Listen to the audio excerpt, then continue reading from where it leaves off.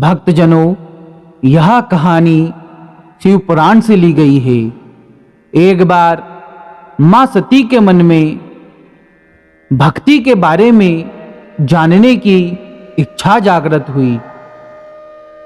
मां सती अपने प्रश्न को लेकर भगवान शंकर जी के पास गई और भगवान को प्रसन्न देखकर दोनों हाथ जोड़कर मां सती बोली, भगवान, आप मेरे करुणा निधान हैं। आप सगुण भी हैं, आप निर्गुण भी हैं। आप ही इस सृष्टि का आधार है। प्रभु, आपने मुझ पर कृपा करके मेरा उद्धार किया है, लेकिन मेरे मन में एक प्रश्न है। प्रभु, कृपया मेरे मन के इस प्रश्न का जवाब देकर मेरे मन की उठ रही उस ज्ञान ज्वाला को ठंडा कीजिए। प्रभु। भगवान शंकर मुस्कुराए और बोले, पूछिए सती, आपका क्या प्रश्न है? मैं निश्चित ही उस प्रश्न का जवाब दूंगा। सती कहती है कि प्रभु, भक्ति क्या है और भक्ति के क्या प्रकार होते हैं?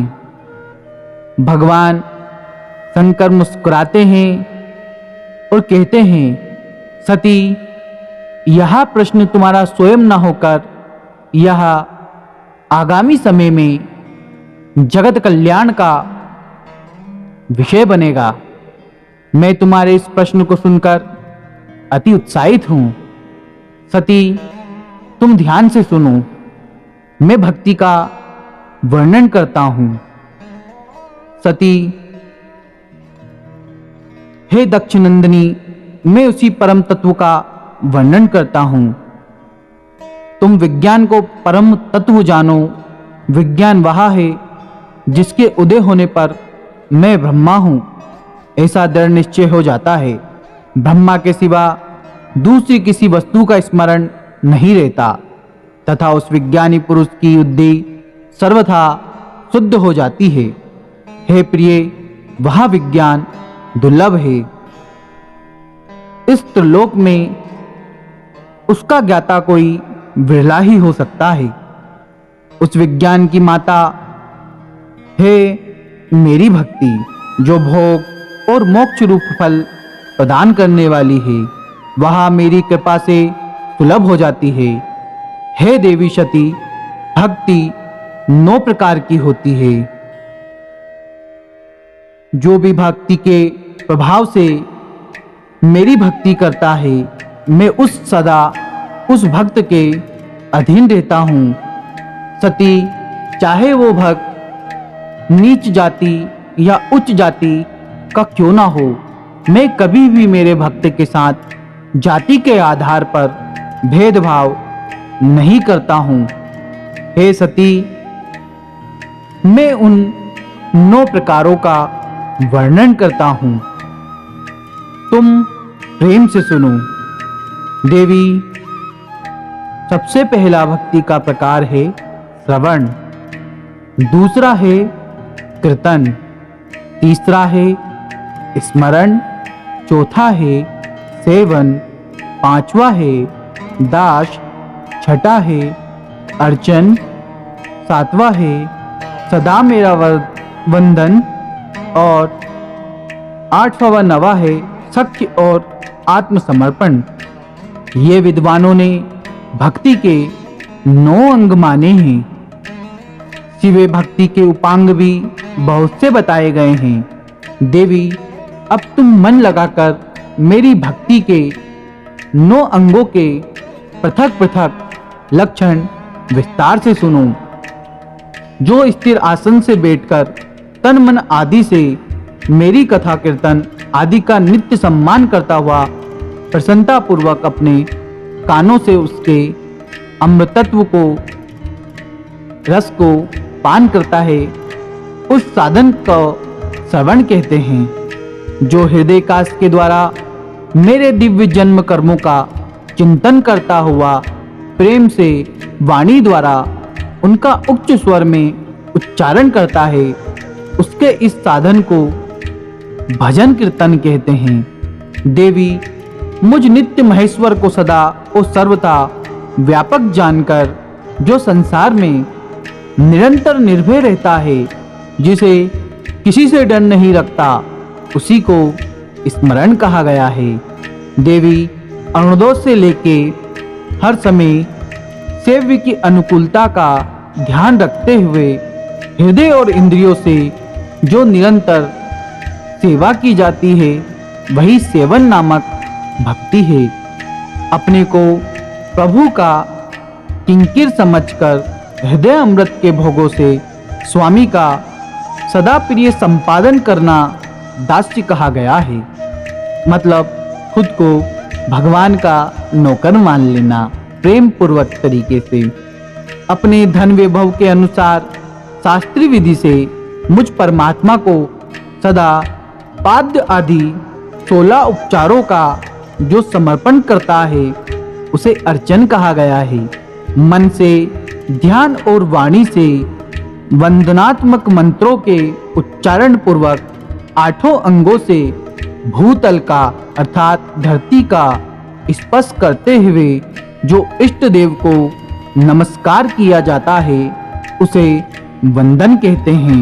ईश्वर मंगल या अमंगल जो कुछ भी करता है, वह सब मेरे मंगल के लिए ही करता है, ऐसा दृढ़ विश्वास जो भी भक्त रखता है, उसे सख्य भक्ति का लक्षण कहा गया है। देह आदि जो कुछ भी अपनी कही जाने वाली वस्तु है, वह सब भगवान की प्रसन्नता के लिए उन्हीं को समर्पित करके अपने निर्वाह के लिए भी कुछ ना बचा कर रखता हो, उसे आत्मसमर्पण कहा गया है। ये मेरी भक्ति के 9 अंग है जो भोग और मोक्ष प्रदान करने वाले हैं। इनसे ज्ञान का पाकट्य होता है तथा ये सब साधन मुझे अत्यंत प्रिय है। मेरी भक्ति के बहुत से उपांग भी कहे गए हैं, जैसे बिल्व पत्र आदि का सेवन करना। इनके विचार से समझ लेना चाहिए। इस प्रकार देवी सांगोपांग भक्ति सबसे उत्तम है। यह ज्ञान वैराग्य की जननी है और मुक्ति इसकी दासी है। यह सब साधनों से ऊपर विराजमान है। इसके द्वारा संपूर्ण कर्मों के फल की प्राप्ति होती है। यह भक्ति मुझे सदा तुम्हारे समान ही प्रिय है। जिसके चित्त में नित्य निरंतर यह भक्ति निवास करती है, वह साधक मुझे अत्यंत प्यारा है। तीनों लोकों और चारों युगों में भक्ति के समान दूसरा कोई सुखदायक मार्ग नहीं है। कलयुग में तो यह विशेष सुखद एवं सुविधाजनक होने वाली है। देवी कलयुग में प्राय ज्ञान और वैराग्य के कोई ग्राहक नहीं होंगे, इसलिए वे दोनों बूढ़े उत्साहशून्य और जर्जर हो जाएंगे।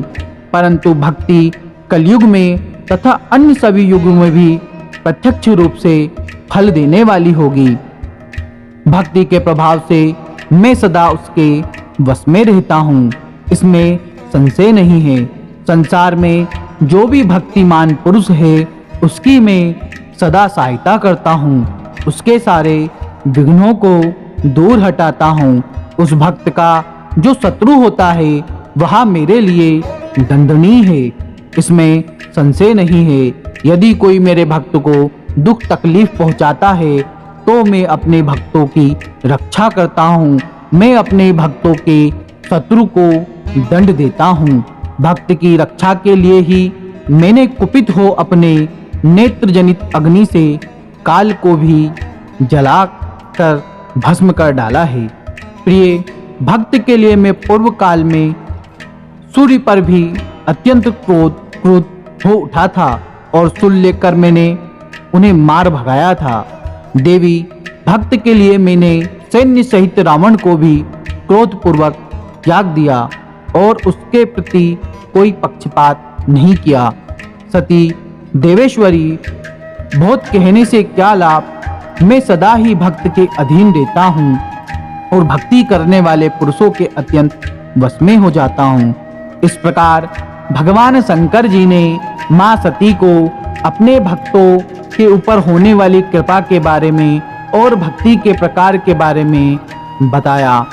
जो भी भगवान भोलेनाथ का भक्त होता है उसके जीवन से दुख, दारिद्र, रोग धीरे धीरे करके नष्ट हो जाते हैं। अरे काल भी क्या करेगा जो भक्त हो महाकाल का। आशा करता हूँ यह वीडियो आपको पसंद आया होगा। यदि यह वीडियो आपको पसंद आया तो कमेंट बॉक्स में जय श्री महाकाल और चैनल को सब्सक्राइब करना ना भूलें। मिलते हैं किसी नए वीडियो में, जब तक के लिए जय श्री महाकाल।